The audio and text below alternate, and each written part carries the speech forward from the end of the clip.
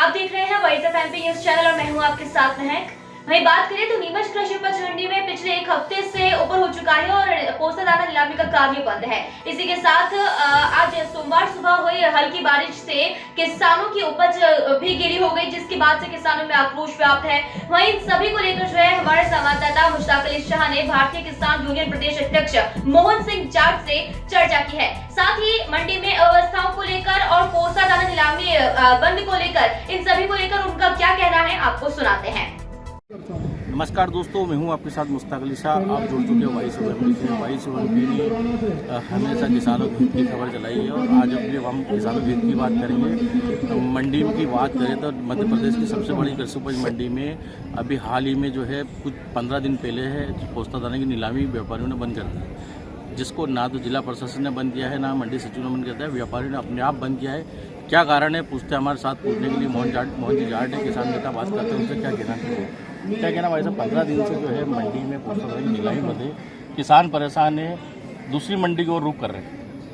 ये नीमच मंडी का ऐसा है सिस्टम रहा यहाँ कि हमेशा व्यापारी अफीम काश्तकारों के पोस्ते लेने के लिए बिल्कुल अच्छे भाव देती है, हमेशा से अच्छा रहा। लेकिन कुछ समय से देखा जा रहा है कि सरकार और प्रशासन के ऐसे रवैये से अधिकारियों की तानाशाही कहा जाए उससे कि आप व्यापारियों से कि आप पोस्ता खरीद रहे हो, धोला पानी की जो बात है, अगर पोस्ता खरीदेगा व्यापारी तो धोला पानी है तो सरकार उससे नष्ट करवाए या कोई नई प्रक्रिया शुरू करे।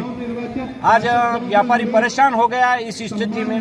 पिछले एक महीने 20 रोज के करीब पोस्ता बंद है मंडी में, व्यापारी खरीद नहीं रहे। व्यापारी नहीं खरीदने का कारण ये है कि प्रशासन और नारकोटिक्स विभाग की कार्रवाई के कारण पूरा ये जोला हो रहा है इसमें।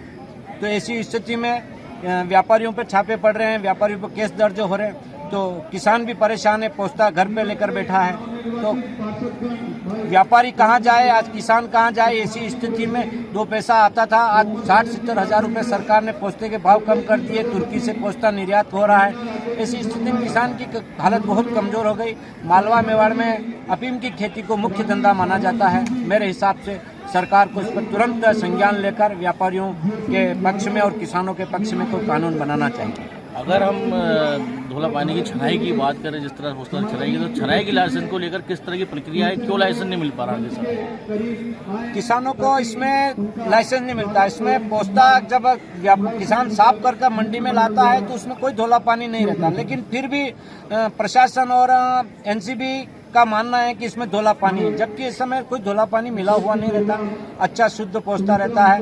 लेकिन पिछले काफी दशकों से यही हो रहा है नीमच मंडी में कि धोला पानी के नाम पर व्यापारियों और किसानों को बहुत प्रताड़ित किया जा रहा है, जो सरासर गलत है। और ये केंद्र सरकार की जो ये नीति है, ये बिल्कुल किसान और व्यापारी विरोधी है।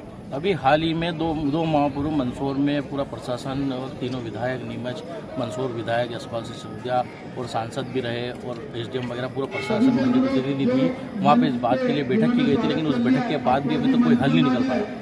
बैठक का हल नहीं निकलने का कारण है कि हमारे जो तीनों सांसद हैं, झालावाड़ के, चित्तौड़ के, नीमच मंदसौर के, सुधीर जी गुप्ता हैं, जोशी जी हैं,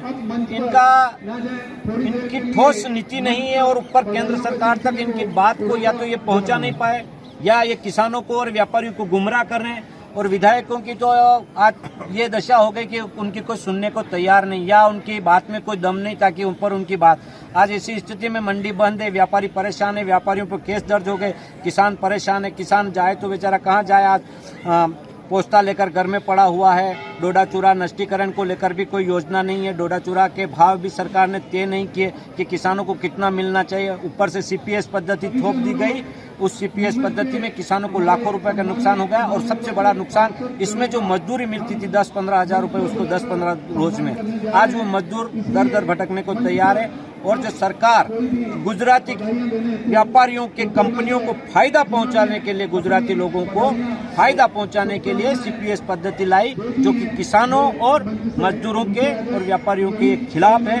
और जो व्यापारी आज कष्ट देख रहे हैं इस सरकार की वजह से देख रहे हैं। लेकिन अब ये नीति केंद्र सरकार तय करती है और जो हमारे सांसद हैं वो या तो किसानों और व्यापारियों के साथ खिलवाड़ कर रहे हैं या उनको ज्ञान नहीं, दोनों बातें हो सकती हैं। अगर हम पोस्ता दाना छनाई की बात करें तो इसके लाइसेंस के लिए क्या प्रक्रिया है, क्यों जो कि व्यापारियों में भय सा बना हुआ है?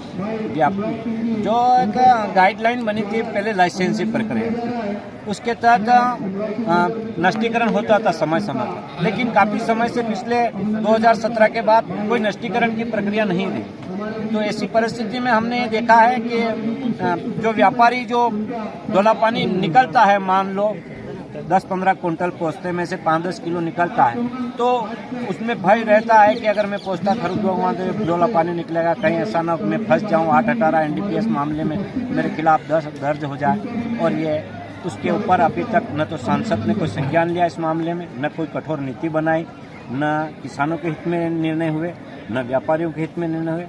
इस सरकार में किसान, मजदूर, व्यापारी सब परेशान हैं। अगर हम बात करें व्यापारी की, तो जिस तरह से व्यापारी परेशान है तो किसान भी जो है अपना पोस्ता दाना घर में लेके बैठे हैं, खराब हो रहा है, और दूसरी ओर मंडियों को रुख कर रहे हैं, उनको दूर दूर जाना पड़ रहा है। यहाँ से 100 किलोमीटर जावरा मंडी में जो अभी पोस्ता दाना मंडी चालू है, नीमच मंडी में कब तक ये बंद रहेगा, क्या कहेंगे?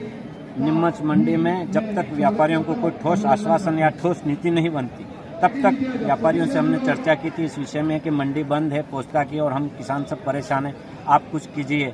हमने सचिव से भी बात की तो उन्होंने कहा कि हमने तो पोस्ता खरीदी के लिए कहा, लेकिन व्यापारी तैयार नहीं। व्यापारियों से जब हमने चर्चा की तो व्यापारियों का कहना है कि आए दिन हमारे ऊपर NCBL के और पुलिस अधिकारियों के छापे पड़ते हैं, ऐसे में हम ऐसे व्यापार करने से क्या फ़ायदा, जो हम 2 पैसा कमाए नहीं और हमें नुकसान हो और हम जेल जाए कल। इसलिए सांसद महोदय को और विधायक जी को, इस क्षेत्र के जो भी विधायक है और सांसद है, सब मिल इस पर ठोस नीति बननी चाहिए। अगर नीति नहीं बनेगी तो ये खेती एक मजाक बन जाएगी और इससे किसानों को और मजदूरों को जबरदस्त नुकसान होगा।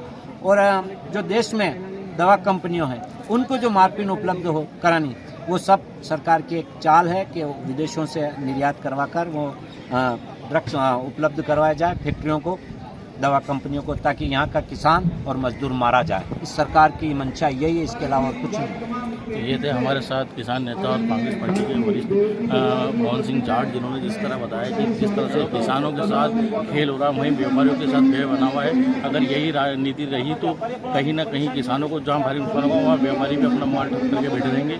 आगे अभी देखना ये होगा कि यहाँ के जो जनप्रतिनिधि हैं, अगर यहाँ का जल्दी सवाल नहीं उठाते हैं तो काफ़ी भारी नुकसान देखना पड़ेगा। वॉइस ऑफ एमपी के लिए मुश्ताक अली शाह। तो ये था अब तक का अपडेट। लगातार हर खबर के लिए बंद रहिए वॉइस ऑफ एमपी के साथ। शुक्रिया।